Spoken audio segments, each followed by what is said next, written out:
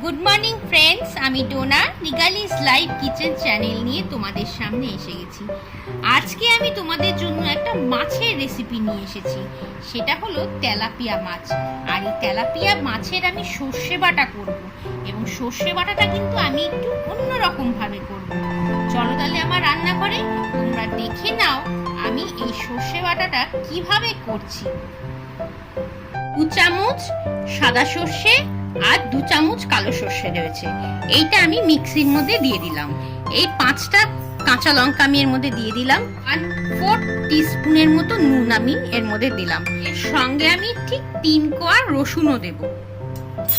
ব্যাস, এবার আমার এটা শুকনো গুঁড়িয়ে নিয়ে আসবো, তারপরে আমি জল দিব। দেখো আমার এটা কিন্তু গুঁড়ো হয়ে গেছে। এখন আমি এর মধ্যে 2 চামচ থেকে 3 চামচের মতো জল দিয়ে আমি এটাকে আবার একটা স্মুথ পেস্ট তৈরি করব।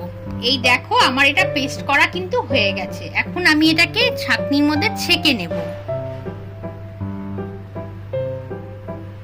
চলো তাহলে আমরা এটাকে একটু ছেঁকে নিই, তারপরে আমি তোমাদের সামনে আবার আসছি বাকি রান্নাটা করার জন্য।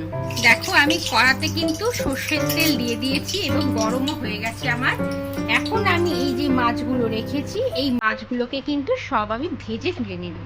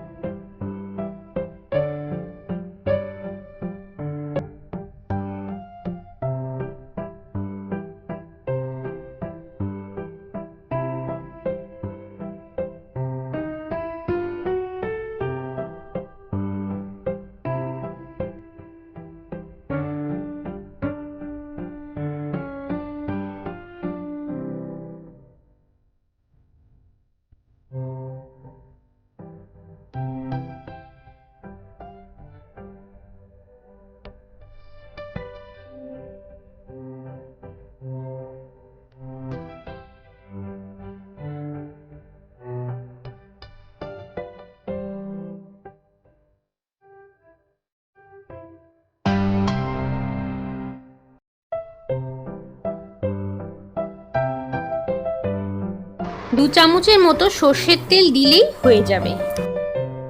আমি কালো জিরে ফোড়ন দিয়ে দিলাম। এবার আমি কাঁচা লঙ্কাও কিন্তু এর মধ্যে দিয়ে দিলাম। একটু নুন দিয়ে দিচ্ছি। নুনটা আমরা সব জায়গায় দিয়েছি, তাই কিন্তু বুঝে শুনে নুনটা দিতে হবে। আর একটু হলুদ দিয়ে দিচ্ছি।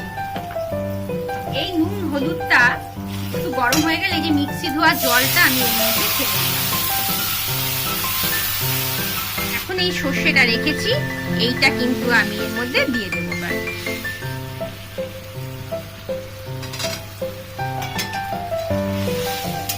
এখন আমরা এটাকে ভালো মতো নেড়ে চেড়ে একটু ভাজা ভাজা করে নেব।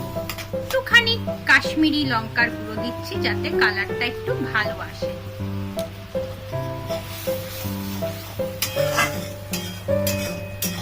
অল্প একটু চিনি দিচ্ছি এর মধ্যে আমি। দেখো আমার এটা কিন্তু ভাজা ভাজা হয়ে গেছে। এখন আমি এর মধ্যে অল্প একটু জলই দেব, বেশি জল কিন্তু দেব না, কারণ আমি একটুখানি ঝোল রাখতে চাইছি। এটার মধ্যে বেশি ঝোল আমার দরকার নেই। সেই জন্য এই দেখো আমি অল্প একটুই ঝোল রেখেছি। এটা গরম জল, সেই জন্য আমি কিন্তু এখন মাছগুলো দিয়ে দেবো এর মধ্যে।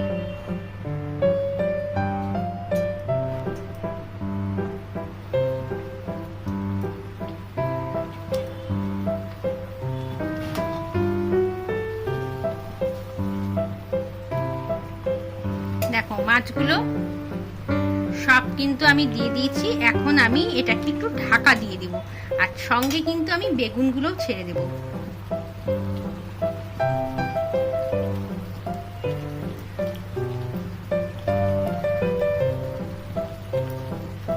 এই মাছের থেকে যে জুসটা বেরিয়েছে ওটাও কিন্তু আমি ছেড়ে দিলাম এর মধ্যে।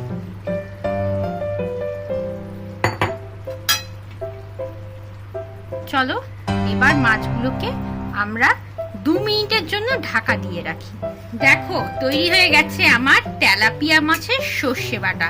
এরকম 1 চামচ সর্ষের তেল এর উপর দিয়ে ছড়িয়ে কিন্তু ঢাকা দিয়ে গ্যাসটাকে কিছুক্ষণে স্ট্যান্ডিং এ রেখে দেবে, তাহলে দেখবে মাছটা খেতে অপূর্ব লাগবে। চলো আমরা এটাকে 5 মিনিট স্ট্যান্ডিং এ রেখে আমরা এটাকে নামিয়ে ফেলি। এই দেখো তৈরি হয়ে গেছে আমাদের তেলাপিয়া মাছের সর্ষে বাটা। কি দেখে লোভ হচ্ছে তো? তাহলে কিন্তু ঝটপট এই রেসিপিটা ফলো করে বানিয়ে ফেলতে হবে। আর গরম গরম ভাত দিয়ে এই মাছের ঝোল আমাদের মতো বাঙালিদের কিন্তু ভীষণ প্রিয়। তাহলে চটপট ফলো করে বানিয়ে ফেলো আর তোমরাও এর টেস্টটা নাও। আর হ্যাঁ, আরেকটা কথা বলে রাখি, এই যে মাছ সর্ষে বাটা যে হয় তার মধ্যে কিন্তু যদি 2-1 কোয়া রসুন দাও তাহলে কিন্তু সেটার টেস্ট একদম অন্যরকম হয়।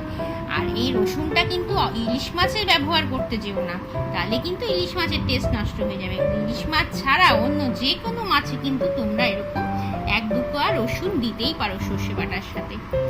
তো চলো আজকের মতো আমি বিদায় নিচ্ছি, আবার আসবো অন্যদিন অন্য একটা সুন্দর কোনো রেসিপি নিয়ে। ততক্ষণ তোমরা সবাই ভালো থেকো আর সবাইকে টাটা।